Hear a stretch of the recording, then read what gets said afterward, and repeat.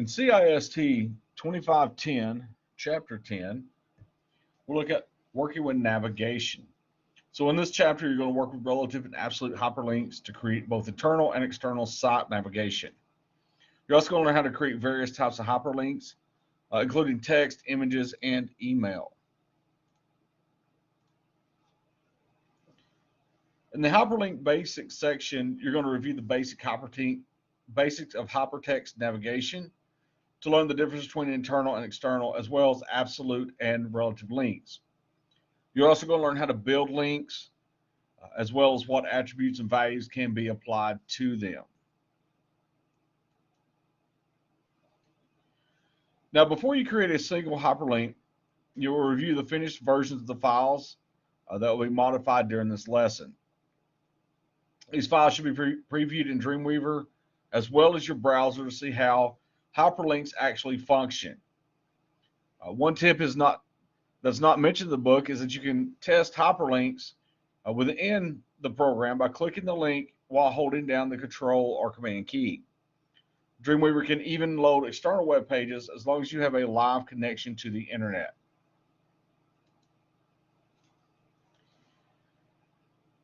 In the create an internal, external, home, and email links section, you're going to apply various hyperlinks to both text and images.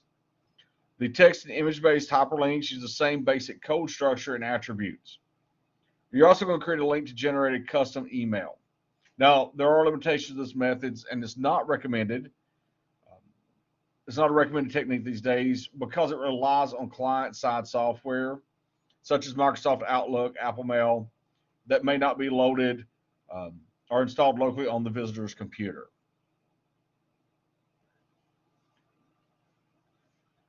Dreamweaver is also pretty smart working with hyperlinks in document views. When editing or removing an existing hyperlink, you don't need to select the entire link. You can just insert the cursor anywhere in the link text. Dreamweaver assumes you want to change the entire link by default. Now, when you're doing this, you may wonder why any of your links to your page do not have the default blue color that you're used to seeing on the internet. This is because the Bootstrap style sheets overrides the standard styling.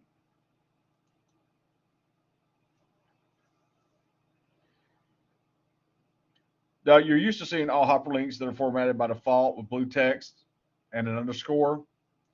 This default formatting has 5 basic states.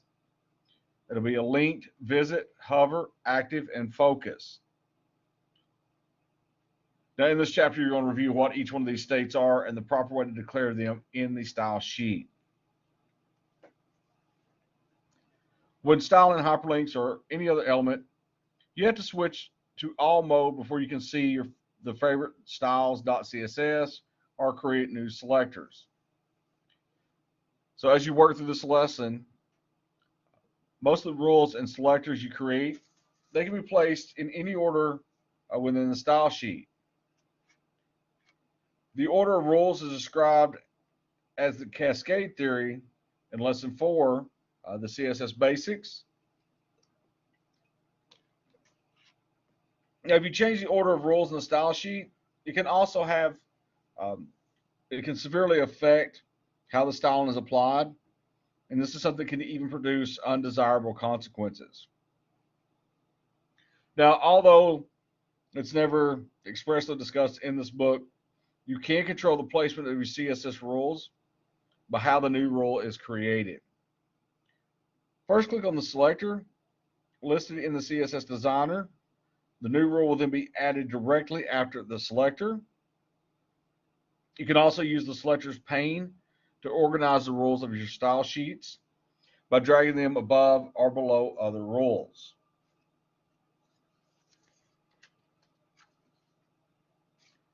So now we'll take a moment to discuss optimizing your style sheet. Typically, a user-defined style sheet will order rules in a hierarchical fashion, starting with the body rule and then proceeding through the others in a logical pattern. For example, the body rule is the parent of all other visible elements in a web page. This rule should be inserted at the highest point on the style sheet. Then I would put all the container elements, such as your header, your nav, main, divs, section, and footer. Now, compound selectors should follow the single element selectors. I want to warn you to be careful with descendant selectors or compound selectors. These can reset or override other rules, and they must be inserted to create the desired effect. Now remember that many rules in the favorites-styles.css are intended to override the default bootstrap styling. The reference of the style sheet must be inserted after any references to the bootstrap files. Now, CSS is not rendered accurately in design view, and you should never rely on the display in that view. Live view is going to be much more accurate, but while this is true, only browsers give you the most reliable rendering of their pages. And even then, I want to remind you that rendering can be different in different browsers, and that can be something that can be sometimes drastically different. Now, the various exercises, you open and close documents you're working on. So Dreamweaver may ask you to save changes to your favorites-styles.css or other files that may not even be open in the program. Dreamweaver can edit those files that are not open in the document window, and if you don't save the file, all the changes will be lost. Testing is a tedious activity. It takes a lot of time, but it is something that is extremely important. I can almost guarantee you that the first page that you forget or fail to test will be the one that's broken or it does not function properly. Every link that you create has to be tested thoroughly.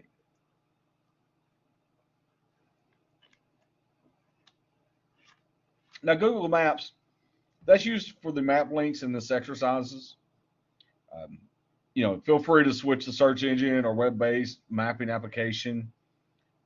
They're all going to provide methods for embedding maps on a web page. This is something that's going to be a personal choice for you. Also in this chapter, we're going to use the Adobe headquarters in place of the fictional city of Meridian. But once again, feel free to use your own location or your own city or a city that you choose. The hyperlink target options should be available in the element display and in the property inspector when you have the anchor element selected. You can also use the hinting menu in the code view as you type. Now, in previous versions of Dreamweaver, the email link menu option could not be accessed in live view, but in the current version that has been changed and is now accessible. When creating email links, make sure that you select the link text before you access the dialog so that Dreamweaver enters the text in the field for them. Keep in mind, though, that when you're creating email links or destination links, there cannot be any space in the link text.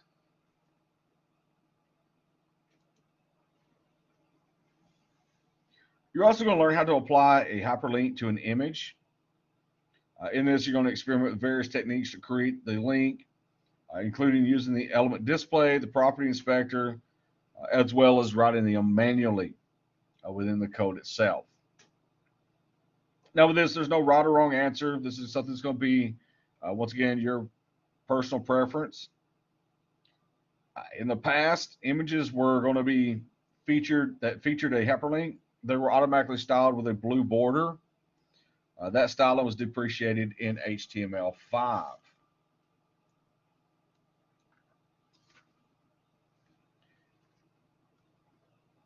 One more thing on the links is that you need to be aware of malicious activity that can be enabled by inserting certain kinds of links on a web page. Open email links and unprotected contact forms are especially ripe for exploitation to be exploited. Some alternatives to posting email links are using images or form-based communications. Contact forms should use a means of blocking robots such as a CAPTCHA. Now, while there are various types of CAPTCHAs available, Dreamweaver unfortunately does not offer any of those within the program itself. So in the targeting page elements section, you're going to be shown how to create hyperlink targets and destinations using unique ID attributes, and how to set up links to these targets through internal destinations that allow you to jump to specific locations on the web page. In the past, name anchors were used to create these destinations. This technique was deprecated in HTML5. So today, only unique ID attributes are used to create these destinations. Keep in mind that IDs can only be used once per page, and that those IDs can also be used in a selector name to target styling to an element.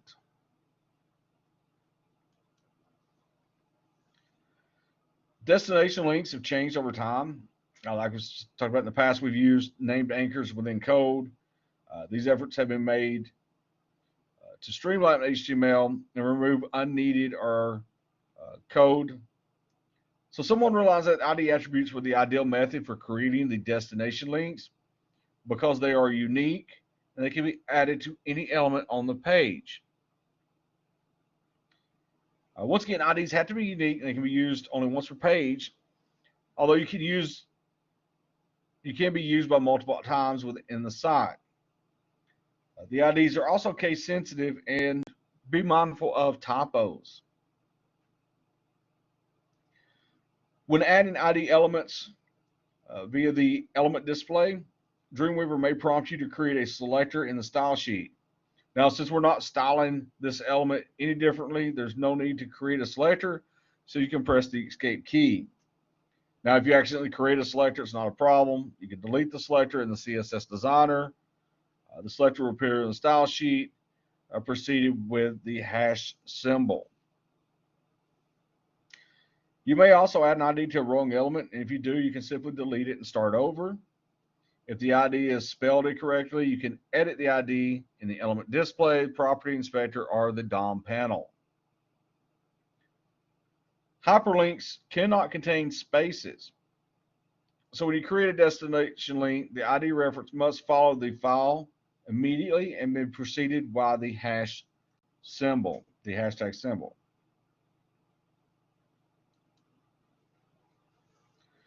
By default, all elements move with the page as the visitor scrolls down the screen. All right, so this is expected behavior and it's perfectly fine for most elements. The disadvantage is working with the main navigation menu. You don't want that to scroll. The trend on many websites today is to freeze or lock the menu to the top of the screen. All right, so this way the menu is always visible and available to the visitors. So in this exercise, you're going to be shown how you can lock the menu or any other elements to the top of the screen.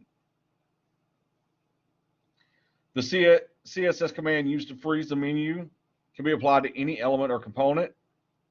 However, you should be aware that this CSS property, along with many others, can affect the width, height, and appearance of the menu in many undesirable ways.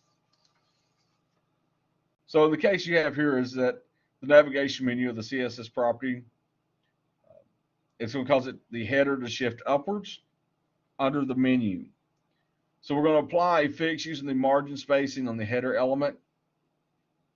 Now this is an example, a good example of unintended consequences from CSS styling. This type of error occurs constantly, but it may not be as obvious. So you want to keep your eyes peeled out for such issues.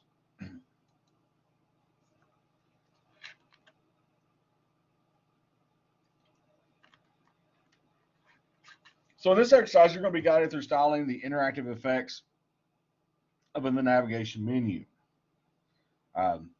This is a good opportunity for you to go back and review earlier lessons that taught you how to identify pertinent rules and how to apply styling to specific behaviors. This exercise is also going to discuss the various behaviors associated with hyperlinks. You should now be aware of how to target specific elements, classes, or IDs. The hyperlink styling uses pseudo classes. These are not classes in the way you've learned and used up to this point in the chapters. You're not physically, they're not physically visible or assigned the anchor tag. These pseudo classes automatically apply to specific HTML elements or HTML structures and code relationships. These classes allow you to select and apply styling without having to touch the HTML code in any way. So the hyperlink pseudo classes, they're not the only ones. You can find a complete list at the link on the page at the W3 schools. So I recommend you take some time to familiarize yourself with these selectors. Now, this is also the first opportunity you have with working with pseudo classes in any of these lessons. We'll use others to adapt elements for responsive design in lessons 12, working with mobile design.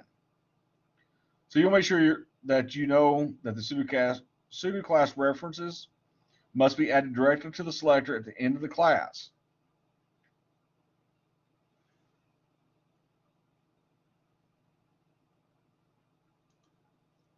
All right, so most people now are accessing the internet through their phone, so we've added where the telephone links are interactive. Now, some phone numbers will automatically recognize, or some phones, will automatically recognize a phone number in a web page, but keep in mind that that behavior is not universal. In this lesson, you'll go through looking at adding a telephone link.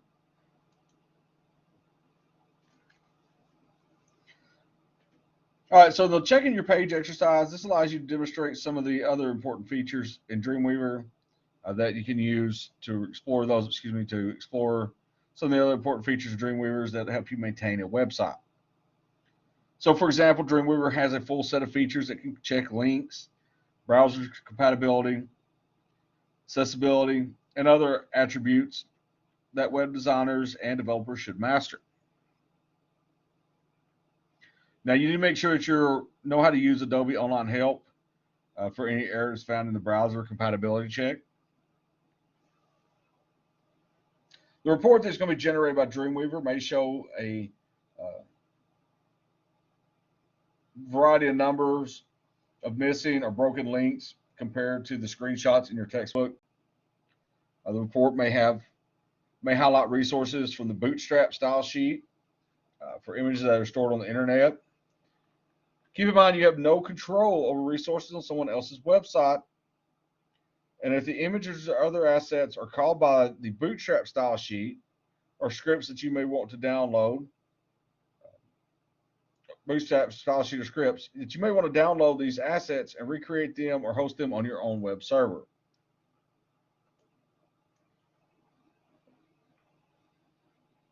If you choose to do that, you have to edit the Bootstrap resources to point to the local assets instead of to the ones that are stored by default, or you can create custom CSS rules that override the Bootstrap specifications.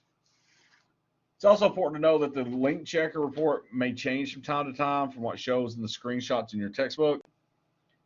Bootstrap is updated from time to time without notice, and in this case, Adobe may actually inject a newer version of the framework in Dreamweaver by the time you've got to this lesson.